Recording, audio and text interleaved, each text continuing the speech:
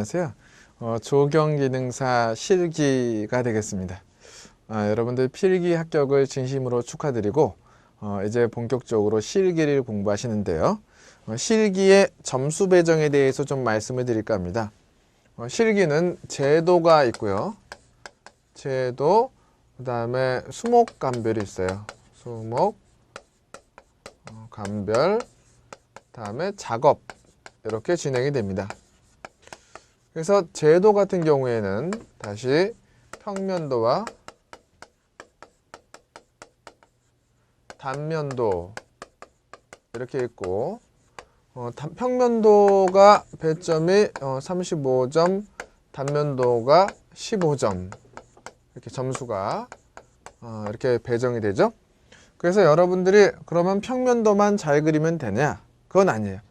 평면도와 단면도를 다 그려야 채점이 되는 겁니다. 그래서 나는 평면도만 잘 그리고 단면도는 포기하자 이러면 시험에 떨어집니다. 그래서 평면도와 단면도를 다 그려내야 됩니다. 그래서 시간은 이게 2시간 30분인데요. 평면도, 단면도를 합해서 2시간 30분에 그려내야 되는데 시간은 충분합니다. 여러분들이 연습이 됐다면 시간에 그렇게 쫓기는 상황은 많이 없어요.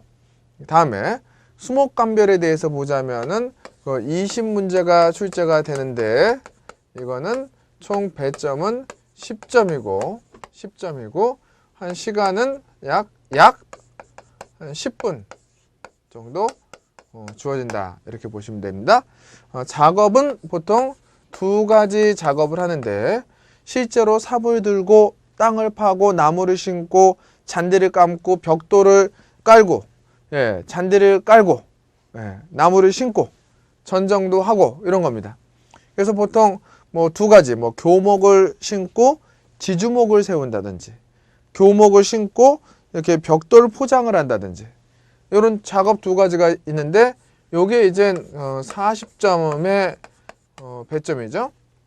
그래서 요것도 약 보통 이제 한 40분 정도 소요가 돼요. 여기서 이제 약간 플러스 마이너스가 현장에 따라서 있는데요.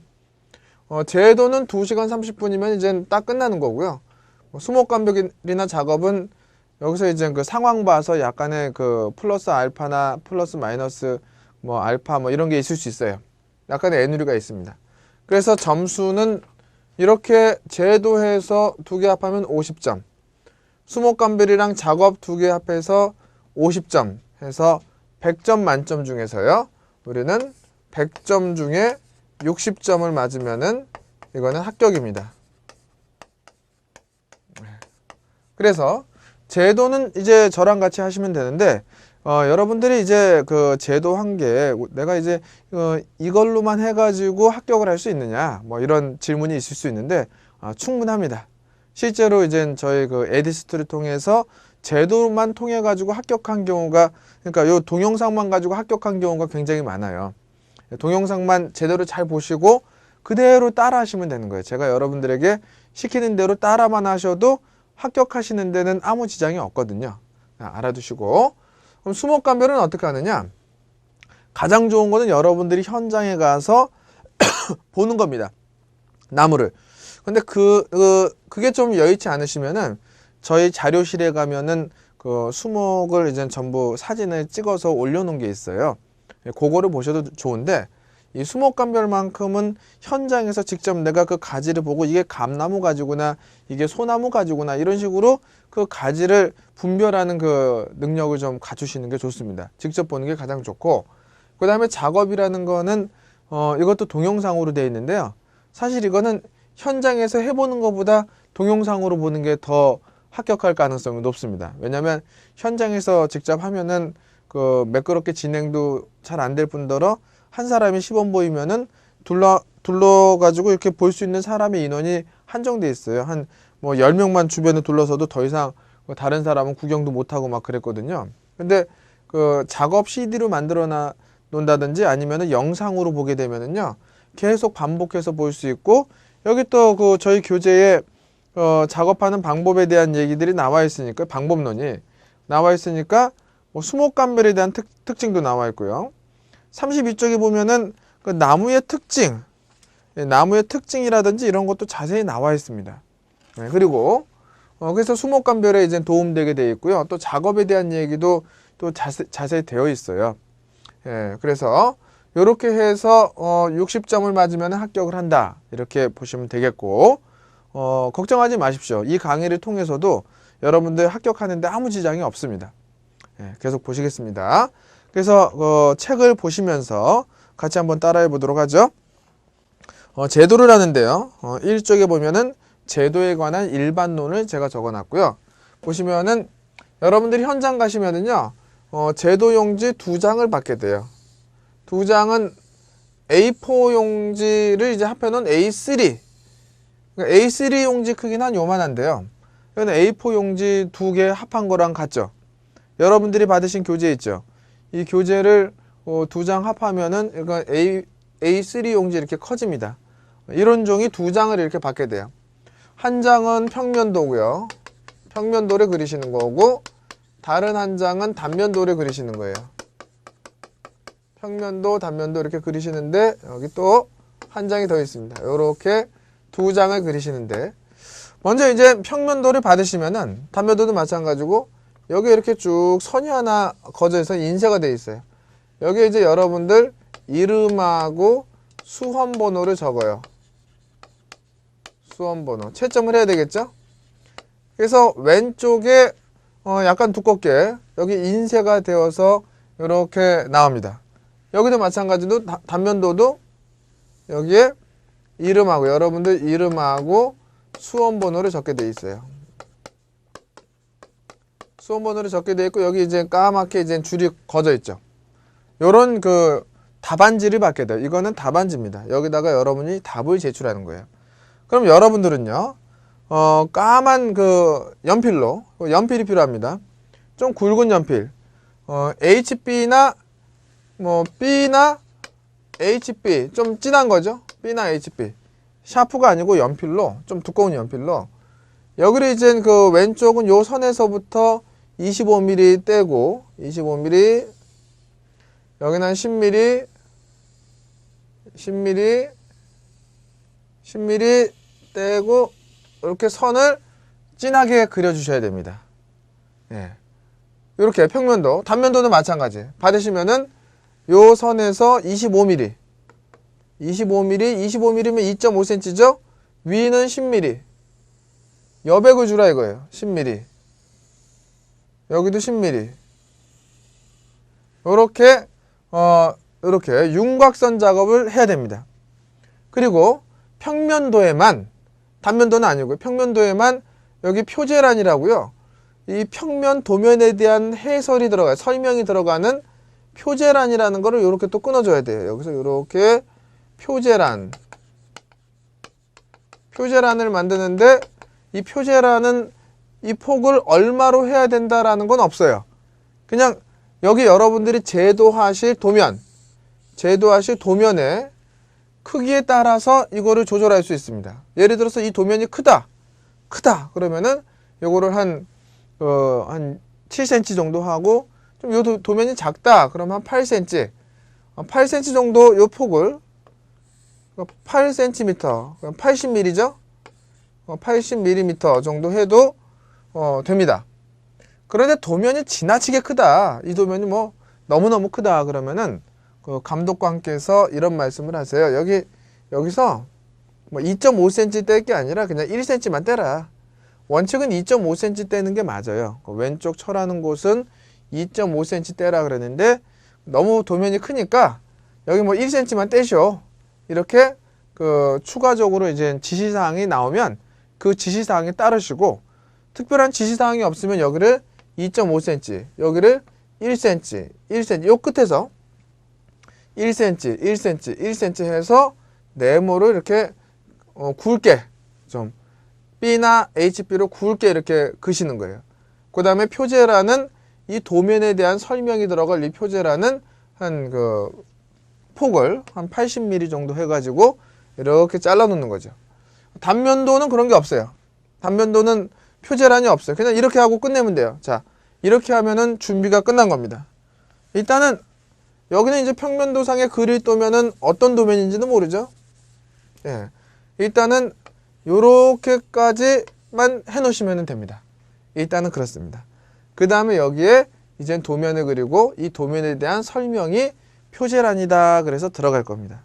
그래서 페이지 2쪽을 넘겨보시면 거기 도면의 구성이 나오는데 이쪽 보면은 나와 있죠.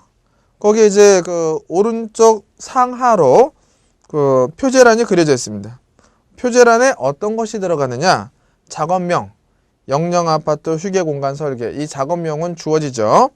도면명은 항상 조경계획도 평면도입니다. 그 다음에 시설물 수량표, 시설명, 기호, 규격, 수량 이런 거 집어넣고, 예, 그러니까 여러분들이 그 도면상에 그린 그 시설명을 여기다 집어넣는 겁니다.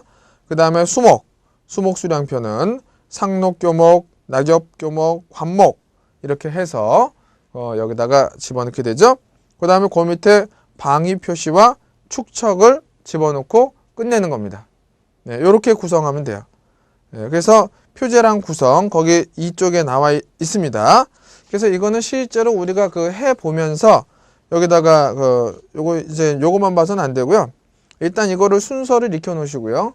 문제를 하나하나 풀어가면서 우리가 하게 되겠죠. 자, 그래서 계속 3쪽으로 넘어가셔가지고 그러면은 이제 도면에다가 나무를 어떻게 표현할 것이냐, 그죠? 도면에다가 나무를 그려야 되는데 도면에 나무를 그릴 때는 여기 보시는 템플릿에 동그란 거 있죠? 여기 동그란 템플릿으로 표시를 합니다. 여기 맨 위에 이 동그라미에 사이즈가 있어요. 뭐 20mm, 18mm, 16mm 이런 식으로 미리수가 정해져 있습니다. 미리수를 잘 보시고 하시는 방법을 이제 알려드리는데, 필기 시간에 여러분들 다 보셨겠지만, 이쪽으로 와보시면 필기를 다 보셨겠지만은 이렇게 나무가 있으면은 요게 이제 수고 그래가지고 우리는 이거를 H다 이렇게 얘기합니다. 그래서 이거를 미터로 하죠. 그냥 미터다. 요거는 폭, 나무의 요 폭은 우리가 W 그래가지고 역시 단위가 미터입니다. 다음에 근원지름 해가지고 뿌리 바로 위에 직경, 이거는 우리가 R이다 그러죠. R이다. 근원지름 R. 그래서 이거는 몇 센티미터다. 그리고 지상에서 1.2m 높이에서 재는 게 있죠. 필기 시간에 다 공부하셨으니까 지상에서 1.2m 높이의 직경, 이거를 우리가 흉고지름에서 B다 그래가지고 센티미터로 나타내잖아요. 그죠? 요렇게 나타내는 거 다 알고 계시죠? 그러면 나무를 표현하실 때 동그라미 하나가 나무 하나입니다. 예를 들어서 이런 식으로 나타낼 수 있어요.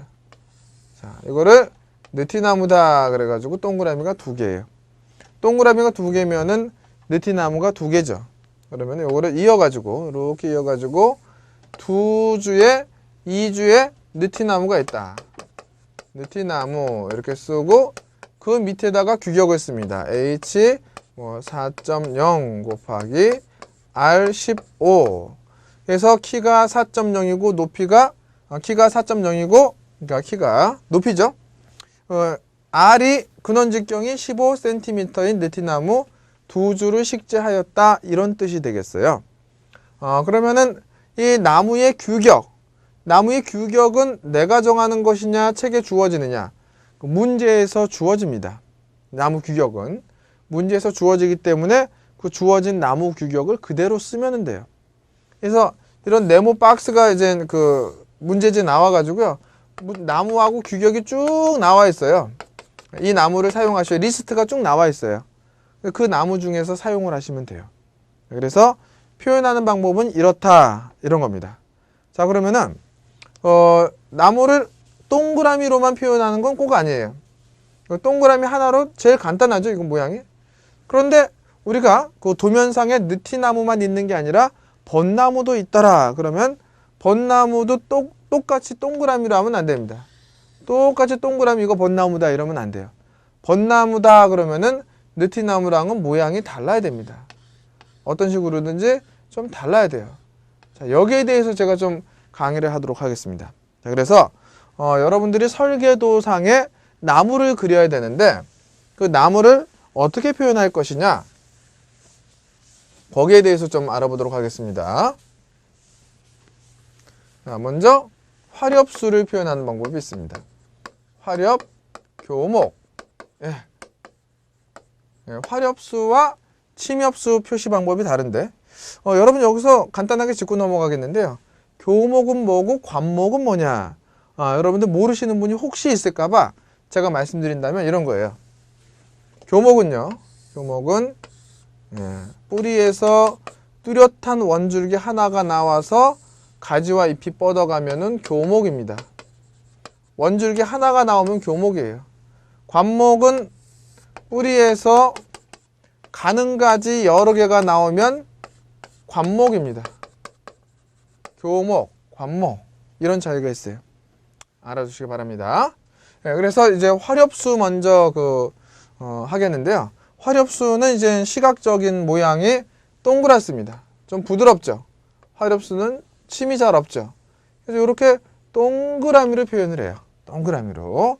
여러분들은 여기 한 20, 여기 보시면은 크기 한 20짜리 있죠? 한 20짜리 가지고 연습을 해보겠어요. 일단은 크게. 처음에 연습하실 땐 좀 크게 하는 게 좋아요. 나중에는 뭐 10짜리부터 뭐 20짜리까지 다 사용을 하지만 나무 크기에 따라서 일단은 처음에 연습하실 때는 20짜리 가지고 이제 백지에다가 이면지 같은 데다 연습을 해보세요. 샤프로. 제도를 하실 때는 아까 윤곽선을 하는 거 외에는 전부 다 샤프를 씁니다. 샤프를. 그래서 샤프를 가지고 일반 샤프를 가지고 이렇게 그려보는 거예요. 샤프를 사용하실 때는 이런 걸 표현하실 때는 EH 샤프심이에요. 규정이 그렇습니다. 샤프의 굵기가 중요한 게 아니라 샤프는 그냥 뭐 0.5mm면 되고요. 굵기는. 그리고 이제 진한 정도, 이제 흐린 정도. H 쪽으로 갈수록 흐리고 B 쪽으로 갈수록 진하잖아요. 그래서 이제 EH 샤프심이 필요해요. EH 샤프심. 자, 지금 제가 강의를 진행하면서 준비물을 하나하나 말씀드리는 거예요. 지금 준비물을.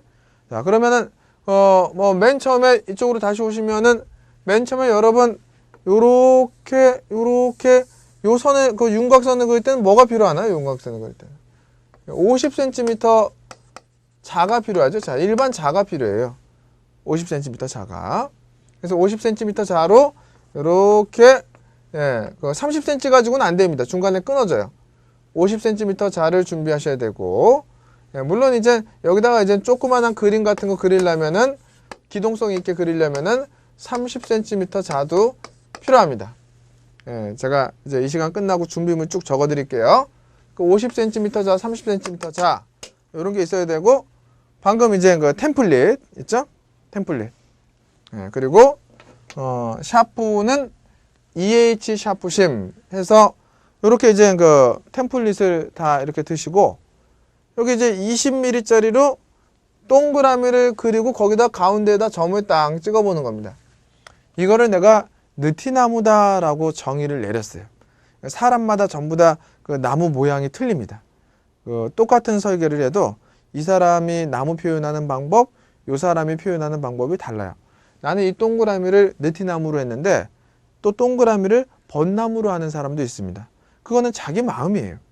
그래서 같은 수종은 같은 모양으로, 다른 수종은 다른 모양으로 자기 도면 안에서 결정을 하면 돼요. 그럼 나는 이거를 느티나무로 결정을 했다. 그럼 이거는 내 도면에서는 느티나무로 계속 가면 됩니다. 어쨌든 느티나무가 화렵수니까 화렵수는 겉이 동그래야 돼요. 화렵수는 동그래야 됩니다. 화렵수는 동그래야 된다. 그래서 질감이 뾰족하지 않고 부드러워야 된다. 그래서 동그랗고 이렇게 되고요. 그런데 이제 또 느티나무만 있는 게 아니라 벚나무도 있다 이거죠. 벚나무는 이렇게 하겠다 이거죠. 살짝 하나를 그리고 살짝 옆으로 밀어가지고 원을 하나 더 그린다. 그럼 이제 원이 겹친 모양이다 이거죠. 이렇게 그리는 거죠. 그러니까 이렇게 해가지고 하나를 그리고 살짝 밀어서 하나 더 그리고 한 1mm 정도 밀어가지고 또 그려서 다른 모양으로 해서